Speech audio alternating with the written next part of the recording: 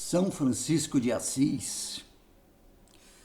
São Francisco de Assis nasceu em Assis, na Itália, em 1182. Era filho de Pedro Bernardone, um rico comerciante, e Pia, de família nobre da Provença. Na juventude, Francisco era muito rico e esbanjava dinheiro com as tentações. Porém, os negócios de seu pai não lhe despertaram interesse, muito menos os estudos. O que ele queria mesmo era se divertir. Porém, São Boaventura, seu contemporâneo, escreveu sobre ele. Mas, com o auxílio divino, jamais se deixou levar pelo ardor das paixões que dominavam os jovens de sua companhia. Na juventude de Francisco, por volta de seus 20 anos, uma guerra começou entre as cidades italianas chamadas Perugia e Assis. Ele queria combater em Spoleto, entre Assis e Roma, mas caiu enfermo. Durante a doença, Francisco ouviu uma voz sobrenatural. Esta lhe pedia para ele servir ao amor e ao servo. Pouco a pouco, com muita oração, Francisco sentiu em seu coração a necessidade de vender seus bens e comprar a pérola preciosa, sobre a qual ele lera no Evangelho. Certa vez, ao encontrar um leproso, apesar da repulsa natural, venceu sua vontade e beijou o doente. Foi um gesto movido pelo Espírito Santo. A partir desse momento, ele passou a fazer visitas e a servir aos doentes que se encontravam nos hospitais.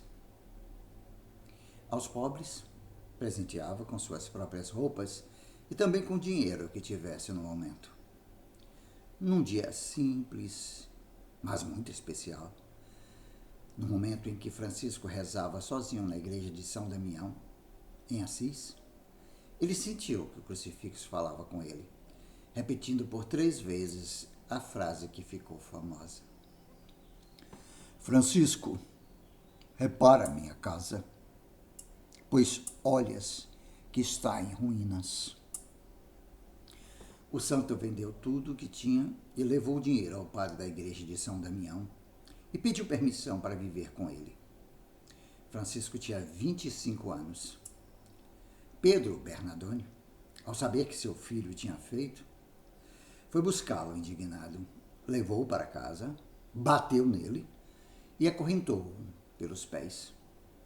A mãe, porém, o libertou na ausência do marido e o jovem retornou a São Damião. Seu pai foi de novo buscá-lo. Mandou que ele voltasse para casa ou que renunciasse à sua herança. Francisco, então, renunciou a toda a herança e disse: as roupas que levo pertencem também a meu pai. Tenho que devolvê-las. Em seguida, se desnudou e entregou suas roupas a seu pai, dizendo-lhe: até agora tu tens sido meu pai na terra, mas agora poderei dizer: Pai nosso, que estais nos céus. Para reparar a igreja de São Damião, Francisco pediu esmola em Assis. Terminado esse trabalho, começou a reformar a igreja de São Pedro. Depois, ele retirou-se para morar numa capela com o nome de Porciúncula. Ela fazia parte da abadia de Monte Subásio, cuidada pelos beneditinos. Ali o céu lhe mostrou o que realmente esperava dele. O trecho do Evangelho da missa daquele dia dizia: ide a pregar, dizendo, o reino de Deus tinha chegado. Dai gratuitamente o que haveis recebido gratuitamente. Não possuas ouro, nem 2 túnicas, nem sandálias. A estas palavras, Francisco tirou suas sandálias, seu cinturão, e ficou somente com a túnica. Deus lhe concedeu o dom da profecia e o dos milagres. Quando Francisco pedia esmolas com o fim de restaurar a igreja de Santa União, ele dizia: um dia haverá ali um convento de religiosos, em cujo nome se glorificará o Senhor e a igreja. A profecia se confirmou depois com Santa Clara e suas religiosas. Ao curar, com um beijo, o câncer que havia desfigurado o rosto de um homem, São Boaventura comentou para São Francisco de Assis: não se há que admirar mais o beijo do que o milagre? Francisco começou a anunciar a verdade no ardor do Espírito de Cristo. Convidou outros a se associarem a ele na busca da perfeita santidade, insistindo para que levasse uma vida de penitência. Alguns começaram a praticar a penitência e em seguida se associaram a ele, partilhando a mesma vida. O humilde São Francisco de Assis decidiu que eles se chamariam frades menores. Surgiram assim os primeiros 12 discípulos que, segundo registram alguns documentos, foram homens de tão grande santidade que, desde os apóstolos até hoje, não viu o mundo homens tão maravilhosos e santos. O próprio Francisco disse em testamento: aqueles que vinham abraçar esta vida distribuíam aos pobres tudo que tinham. Contentavam-se só com uma túnica, uma corda e um par de calções e não queriam mais nada. Os novos apóstolos reuniram-se em torno da pequena igreja da Porciúncula, ou Santa Maria dos Anjos, que passou a ser o berço da ordem. Em 1210, quando o grupo contava com 12 membros, São Francisco de Assis redigiu uma regra pequena e informal. Esta regra era, na sua maioria, os conselhos de Jesus para que possamos alcançar a perfeição. Com ela foram a Roma apresentá-la ao sumo pontífice. Lá, porém, relutavam em aprovar a nova comunidade. Eles achavam que o ideal de Francisco era muito rígido a respeito da pobreza.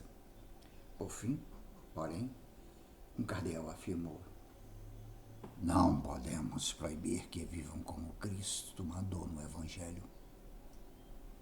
Receberam a aprovação e voltaram a Assis, vivendo na pobreza, em oração, em santa alegria e grande fraternidade, junto à igreja da Porciúncula. Mais tarde, Inocêncio III mandou chamar São Francisco de Assis e aprovou a regra verbalmente.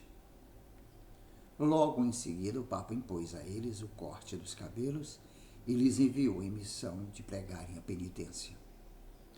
São Francisco de Assis manifestava seu amor a Deus por uma alegria imensa, que se expressava muitas vezes em cânticos ardorosos. A quem lhe perguntava qual a razão de tal alegria, respondia que ela deriva da pureza do coração e da constância na oração. A santidade de São Francisco de Assis ali angariou muitos discípulos e atraiu também uma jovem, filha do conde de Sasso Rosso, Clara, de 17 anos. Desde o momento em que o ouviu pregar, compreendeu que a vida que ele indicava era a que Deus queria para ela. Francisco tornou-se seu guia e pai espiritual. Nascia assim a ordem segunda dos franciscanos, a das Clarissas. Depois, Inês, irmã de Clara, a seguia no claustro. Mais tarde, uma terceira, Beatriz, se juntou a elas. Certa vez, São Francisco de Assis, sentindo-se fortemente tentado pela impureza, deitou-se sem roupas sobre a neve. Outra vez, no momento de tentação ainda mais violenta, ele rolou sobre espinhos para não pecar e vencer suas inclinações carnais. Sua humildade não consistia simplesmente no desprezo sentimental de si mesmo, mas na convicção de que, ante os olhos de Deus, o homem vale pelo que é, e não mais. Considerando-se indigno do sacerdócio, São Francisco de Assis apenas aceitou receber o diaconato. Detestava de todo o coração o exibicionismo. Uma vez contaram-lhe que um dos irmãos amava tanto o silêncio que até quando ia se confessar, fazia-o por sinais. São Francisco respondeu desgostoso: isso não procede do Espírito de Deus, mas sim do demônio. É uma tentação e não um ato de virtude. Francisco tinha o dom da sabedoria. Certa vez, um frade lhe pediu permissão para estudar.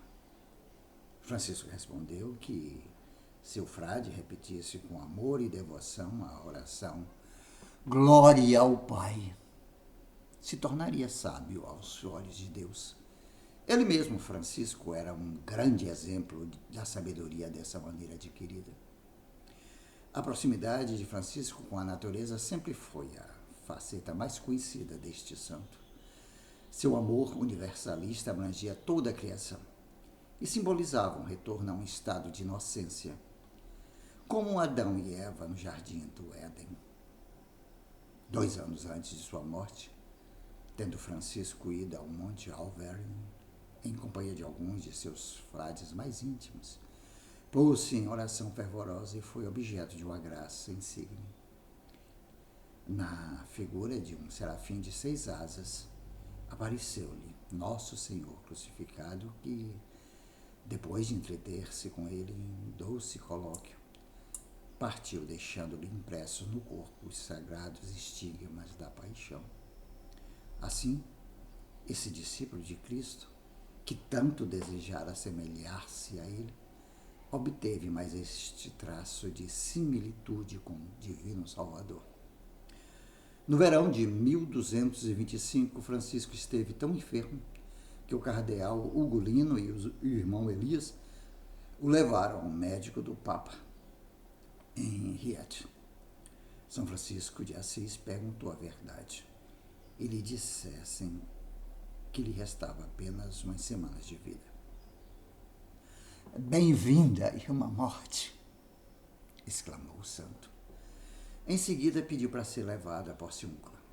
Morreu no dia 13 de outubro de 1226, com menos de 45 anos, depois de escutar a leitura da Paixão do Senhor.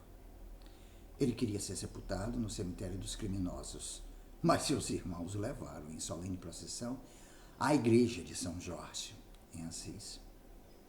Ali esteve depositado até 2 anos depois da canonização. Em 1230, foi secretamente trasladado à grande basílica construída pelo irmão Elias.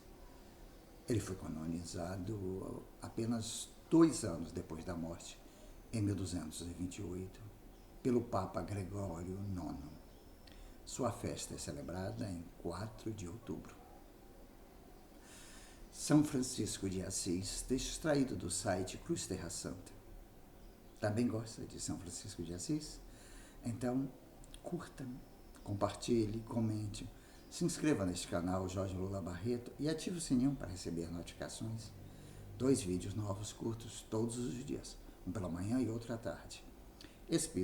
Espiritualidade, política, música, literatura, teatro, cinema, humor, amor, sexualidade, tudo junto e misturado, como a própria vida. Obrigado pela força. Renda básica universal já. O dinheiro não é dos governos, é do povo que paga imposto em tudo que consome.